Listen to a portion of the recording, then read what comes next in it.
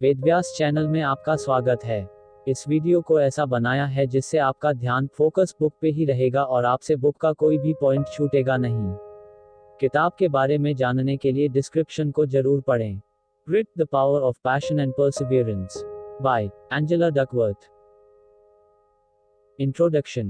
Grit क्या है? दुनिया के जितने भी best athletes, doctors, artist, entrepreneurs और लायर्स हैं, इन सब का सीक्रेट है ग्रिट। वर्ल्ड क्लास स्किल्स और ग्रेट परफॉर्मेंसेस के पीछे भी यही सीक्रेट है।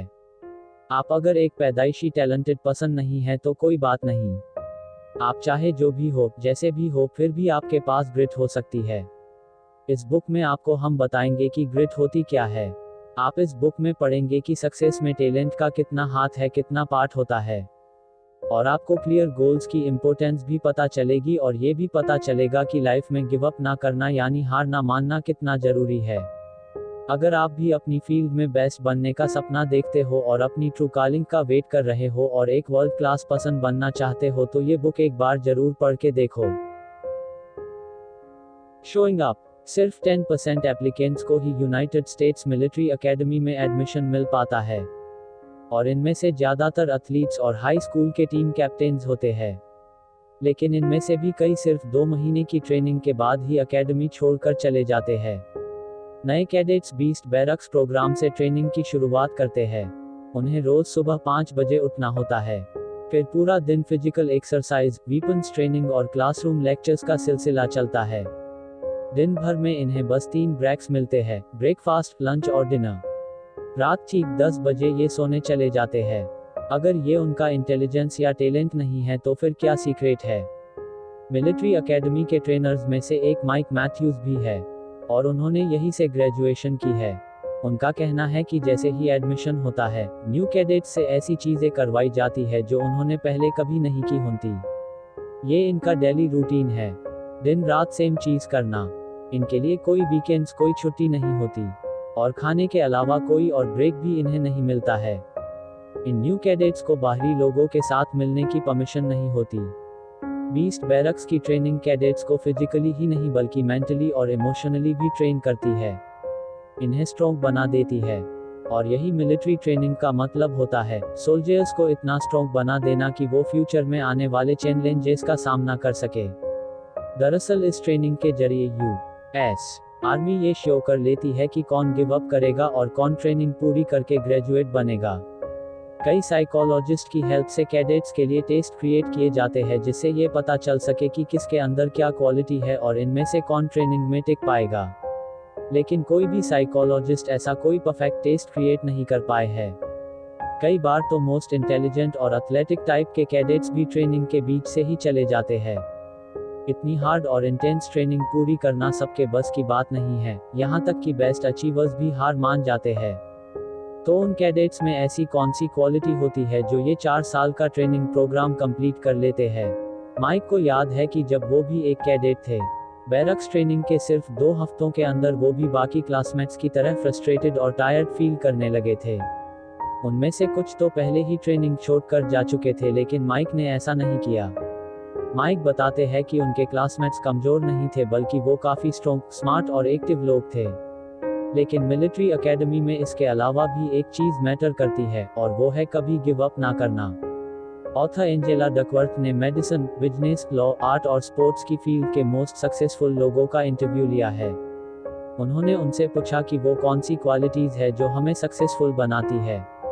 ऐसा क्या है जो एक्स्ट्राऑर्डिनरी लोगों को बाकियों से अलग बनाता है? एंजेला ने देखा कि ऐसे कई सारे टैलेंटेड लोग हैं जो अपने करियर में बेस्ट बनने से पहले फेल हो चुके थे। एंजेला ने ये भी ऑब्जर्व किया कि ज्यादातर सक्सेसफुल लोगों की 2 कॉमन क्वालिटीज होती है। पहली तो ये कि वो फेल होने के बाद भी गिव अप नहीं करते, यानी आसानी से हार नहीं मानते। ये लोग अपनी स्किल्स इंप्रूव करते रहते हैं। जैसे कि एक राइटर जो स्टार्टिंग में कुछ खास नहीं लिखता था, उसकी स्टोरीज मेलोड्रामेटिक और बोरिंग लगती थी, मगर उसने लिखना नहीं छोड़ा और अपने काम में इम्प्रूवमेंट करता चला गया। बाद में उस राइटर ने एक काफी प्रेस्टिजियस अवार्ड भी जीता। सक्सेसफुल लोगों की दूसरी कॉमन क्वालिटी है कि वो कभी सेटिस्फाई नहीं होते। वो अपने काम में इम्प्रूवमेंट करते रहते हैं, तब तक करते हैं जब तक कि वो उसके मास्टर ना बन जाए। एक तरह से बोले तो उन्हें अपना काम से प्यार होता है। टास्क चाहे कितना भी फ्रस्ट्रेटिंग हो, बोरिंग या पेनफुल हो, ये उसे पूरा किए बिना छोड़ते नहीं। ये लोग अपने सबसे बड़े क्रिटिक्स होते हैं। इन्हें अपने काम में कोई ना कोई कमी दिख ही जाती है और नतीजा ये होता है कि ये बेहतर से बेहतर करते चले जाते हैं। अपने गोल्स को लेकर ये एकदम क्लियर होते हैं। तो अगर हम इन दो क्वालिटीज के नाम रखें तो ये है प्रीजर्वेंस और दूसरी पैशन। प्रीजर्वेंस है हार्ड वर्क और गिर के फिर से उठना, और पैशन है पक्का इरादा और डायरेक्शन। और इन सब क्वालिटीज को हम एक नाम दे सकते हैं और वो है ग्रिट, यानी पैशन और perseverance. Distracted by talent. Successful होने के लिए सिर्फ टैलेंट से काम नहीं चलेगा। ऐसे कई टैलेंटेड लोग हैं जो एक लिमिट के बाद सेटिस्फाई हो जाते हैं। ये ना तो प्रैक्टिस करते हैं और ना ही कोई ट्रेनिंग। इनके अंडर परफॉर्म होने की यही मेन वजह है। दूसरी तरफ ऐसे भी लोग हैं जो बिल्कुल भी स्पेशल नहीं लगते। उनकी स्टार्टिंग एकदम एवरेज लेवल पर होती है, लेकिन वक्त के साथ ये लोग अपनी ग्रिट की वजह से अपने फील्ड के मास्टर बन जाते हैं। बेशक इनमें टैलेंट हो ना हो, मगर अपने पैशन और परसेवरेंस की वजह से इन्हें सक्सेस मिलती है। यहाँ हम डेविड लुओंग की स्टोरी लेंगे जो एंजेला के स्टूडेंट हुआ करता था। एंजेला पहले सैन फ्रांसिस्को के एक पब्लिक स्कूल में मैथ पढ़ाती थी। उसने नोटिस किया कि जिन बच्चों का मैथ अच्छा था उन्हें क्लास में एवरेज मार्क्स मिलते थे, लेकिन जो स्टूडेंट काफ़ी मेहनत और प्रैक्टिस करते थे वो टेस्ट और क्विज में काफ़ी अच्छा परफॉर्म करते थे। डेविड इन्हीं हार्डवर्किंग स्टूडेंट्स में से एक था। हालांकि वो मैथ में एवरेज था। डेविड थोड़ा शर्मिला टाइप था और चुपचाप रहता था। वो बैक बेंचर था। उसने ना तो क्लास में कभी कुछ पकड़ सुनाया था और ना ही बोर्ड पर कोई प्रॉब्लम सॉल्व करके दिखाई थी। इसके बावजूद वो हमेशा अच्छे मार्क्स लाता था। एंजेला ने नोटिस किया कि डेविड बाकी बच्चों से ज़्यादा फोकस्ड और इरादे का पक्का था। अलजेब्रा क्लास के बाद डेविड उससे बड़ी रिस्क के साथ बोलता, मैडम मुझे और एक्सरसाइज करने को दीजिए। एंजेला जो डेविड में पोटेंशियल दिखा, उसने डेविड को एडवांस मैथ प्रोग्राम ज्वाइन करने को बोला। एक साल बाद एंजेला ने उससे उसकी परफॉर्मेंस के बारे में पूछा, तो डेविड ने बताया कि मैथ उसके लिए डिफिकल्ट है। उसे मुश्किल से ए ग्रेड मिलता है। जब उससे कोई प्रॉब्लम सॉल्व नहीं हो पाती तो वो अपनी टीचर की हेल्प लेता है। फिर वो उन सवालों को दोबारा सॉल्व करने की कोशिश करता है। डेविड जब ग्रेजुएट हुआ तो उसे एडवांस्ड कैलकुलस क्लास में नंबर 1 पोजीशन मिली थी। एंजेला को पता चला कि डेविड ने कॉलेज में इकोनॉमिक्स और इंजीनियरिंग ली है। फिर डेविड ने मैकेनिकल इंजीनियरिंग में पीएचडी की डिग्री ली और आज डेविड एरोस्पेस कॉर्पोरेशन के लिए काम करता है। एंजेला अपने इस स्टूडेंट पर काफी प्राउड फील करती है। डेविड एक शर्मीला लड़का था जिसे मैथ में कम नंबर मिलते थे, लेकिन उसके प्रीजर्वेंस और पैशन ने उसे हाई पोजीशन तक पहुंचा दिया था। कौन सोच सकता था कि डेविड एक दिन रॉकेट साइंटिस्ट बन जाएगा। उसके पास नेचुरल टैलेंट नहीं था, मगर उसके अंदर ग्रिट जरूर थी। Efforts counts twice. लोग स्पोर्ट्स में जब किसी अचीवर के बारे में सुनते हैं तो उन्हें लगता है कि उसमें जरूर कोई नेचुरल टैलेंट होगा। वो तुरंत सोच लेते हैं कि वो जरूर एक्स्ट्राऑर्डिनरी होगा। लोग अक्सर एथलीट्स को सुपरह्यूमन समझ लेते हैं, लेकिन ये बस कहने की बात है। स्पोर्ट्समैन के पास कोई जादू की छड़ी नहीं होती, फिर भी हमें लगता है कि उनके पास कोई सीक्रेट है, लेकिन उनका सीक्रेट सिर्फ एक है, ग्रिट। इनकी सक्सेस का राज है कई घंटों की लगातार प्रैक्टिस जो ये हर रोज करते हैं और हारने के बावजूद भी हार नहीं मानते। लोग बस ओलंपिक्स में इनकी परफॉर्मेंस देखते हैं, किसी को उस परफॉर्मेंस के पीछे की मेहनत नहीं दिखती। हम इनकी रोज की ट्रेनिंग नहीं देखते और ये नहीं देखते कि ये अपनी लिमिट से बाहर जाकर प्रैक्टिस करते हैं। क्या आपने ऐसे इंसान के बारे में सुना है जो डिस्लेक्सिक होने के बावजूद एक ग्रेट राइटर बना? जी हाँ, हम जॉन इरविंग की बात कर रहे हैं। वो एक बेस्ट सेलिंग ऑथर और अवार्ड विनिंग स्क्रीन राइटर है। जॉन पढ़ाई में काफी कमजोर थे। इंग्लिश में तो उसे हमेशा C- मिलता था।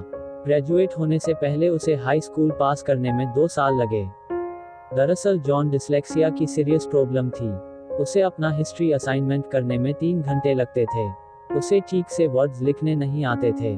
कुछ वर्ड्स तो ऐसे थे जिनकी स्पेलिंग वो हमेशा गलत लिखता था। वो पता भी बहुत धीरे धीरे था।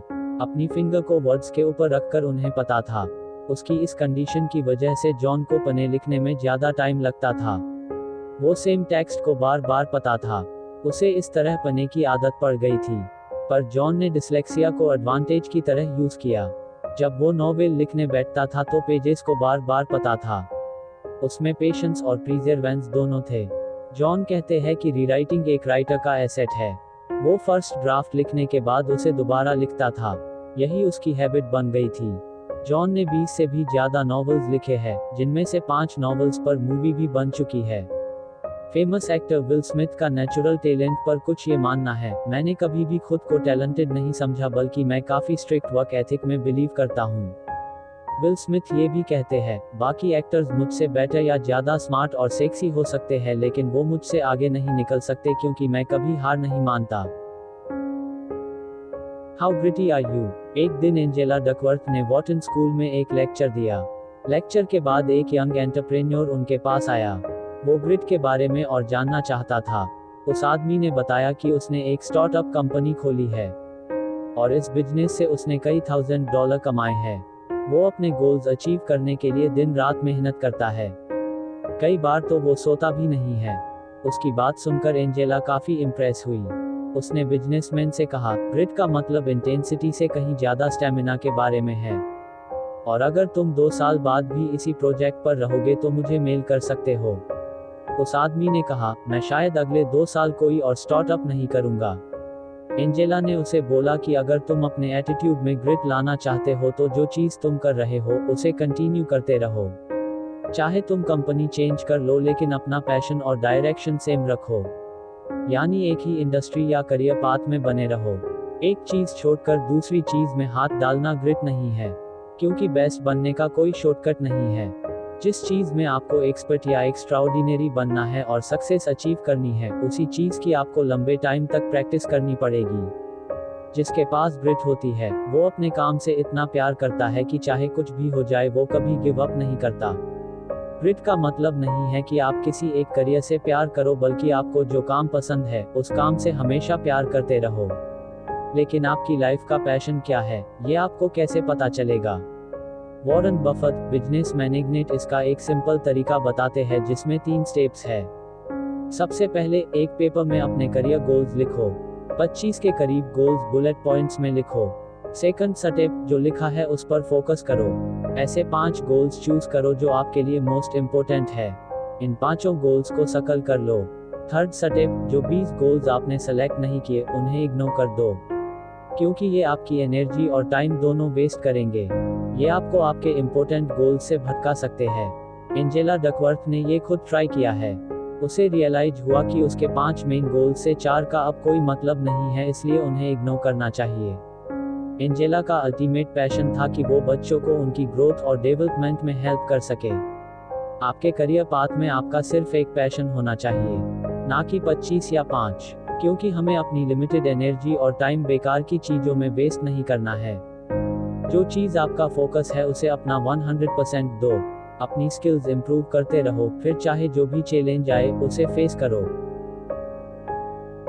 इंटरेस्ट, फॉलो योर पैशन, ये एडवाइस बहुत से सक्सेसफुल लोगों ने दी है।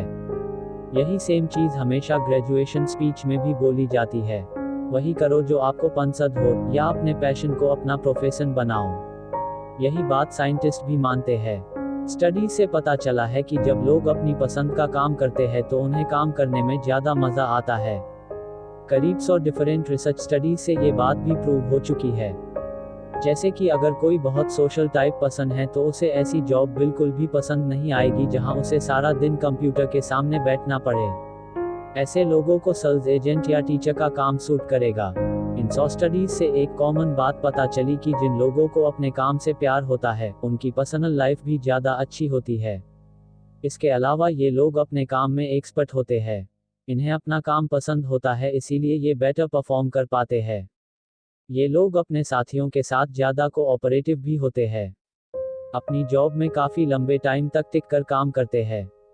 बेशक इनके सामने भी कई चैलेंजेस आते हैं, लेकिन ना तो ये काम छोड़कर जाते हैं और ना ही करियर चेंज करते हैं। ये लोग अपनी हर प्रॉब्लम को अच्छे से हैंडल कर लेते हैं। हालांकि स्टडीज से ये बात भी सामने आई है कि दुनिया में सिर्फ 13% लोग ही अपना पैशन फॉलो करते हैं। इसका मतलब सिर्फ 13% लोग ही अपने काम से प्यार करते हैं। तो बाकियों का क्या हुआ?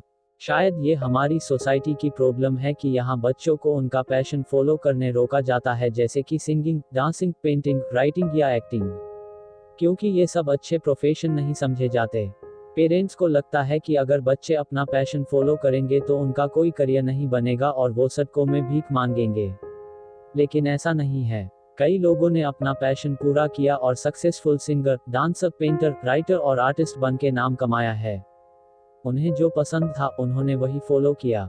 उन्होंने अपनी स्किल्स इंप्रूव की और अपने लिए एक stable source of income create की। हमें अपने बच्चों को उनके शौक पूरे करने से रोकना नहीं चाहिए। वो जो बनना चाहे उन्हें बनने दे, एस्ट्रोनॉमर, प्रोग्रामर या फिलोसोफर।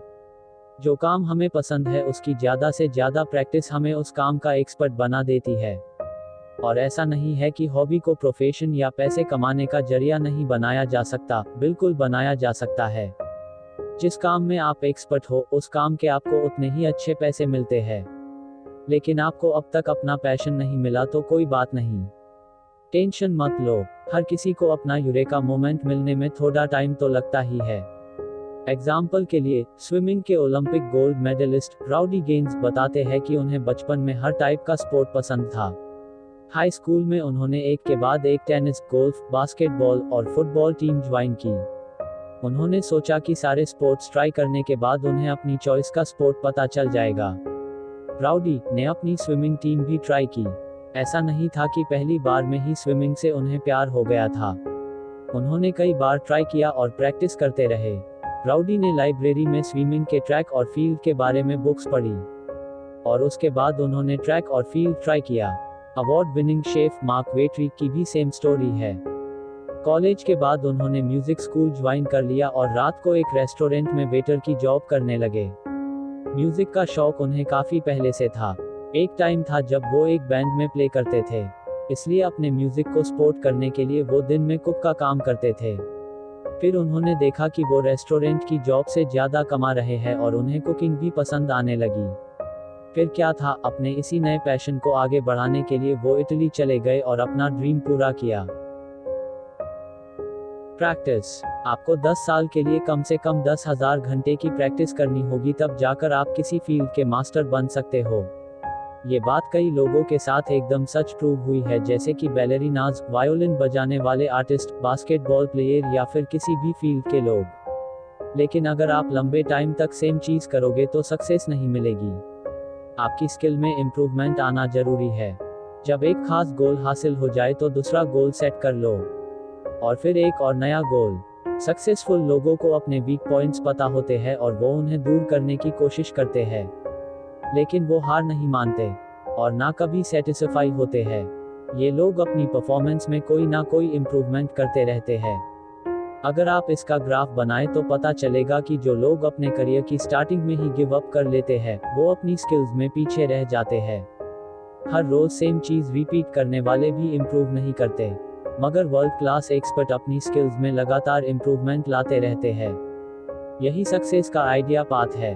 प्रोफेसर एंडर्स एरिक्सन एक साइकोलॉजिस्ट है जिन्होंने वर्ल्ड क्लास अचीवर्स को काफी करीब से स्टडी किया है। एक दिन एक लेडी ने उनसे एडवाइस मांगी, सर मैं रोज सुबह 1 घंटे जॉगिंग करती हूँ लेकिन मेरी परफॉर्मेंस इंप्रूव नहीं हो रही। मेरा सपना है कि मैं ओलंपिक्स में जाऊँ। प्रोफेसर एरिक्सन ने उससे पूछा, क्या जॉगिंग करते वक्त तुम्हारा कोई खास टारगेट होता है? उसने कहा, फिट और हेल्दी रहने के लिए। तो प्रोफेसर ने कहा, जब तुम रनिंग करती हो तो एक फिनिश टाइम या डिस्टेंस का टारगेट रखो। तुम्हारे अंदर कोई स्पेसिफिक क्वालिटी होनी चाहिए जिसे तुम इम्प्रूव कर सको। फिर उन्होंने उस लेडी से पूछा कि वो रनिंग करते वक्त क्या सोचती है। तो उसने कहा, कभी कभी मैं अपने दिन भर के कामों के बारे में सोचती हूँ या फिर डिनर के लिए क्या बनाऊँ ये सोचती हूँ। प्रोफेसर ने कहा, तुम्हें अपनी प्रोग्रेस का ट्रैक रखना होगा। अपने डेली के डिस्टेंस, पेस, हॉट रेट और इंटरवल्स का रिकॉर्ड रखना स्टार्ट कर दो। अगर तुम रोज सेम तरीके से रनिंग करोगी तो कभी इम्प्रूवमेंट नहीं कर पाओगी। ओलंपिक स्विमर राउडी गेन्स हर रोज अपना खुद का रिकॉर्ड तोड़ने की प्रैक्टिस करते थे। जैसे अगर आज उन्होंने 1.15 मिनट में 100 मीटर्स के 10 लेप्स किए तो अगले दिन वो 1.14 मिनट में 10 लेप्स करने की कोशिश करते थे। NBA सुपरस्टार केविन ड्यूरैंट को अकेले प्रैक्टिस करना पसंद था ताकि वो अपने वीक पॉइंट्स पर फोकस कर सके।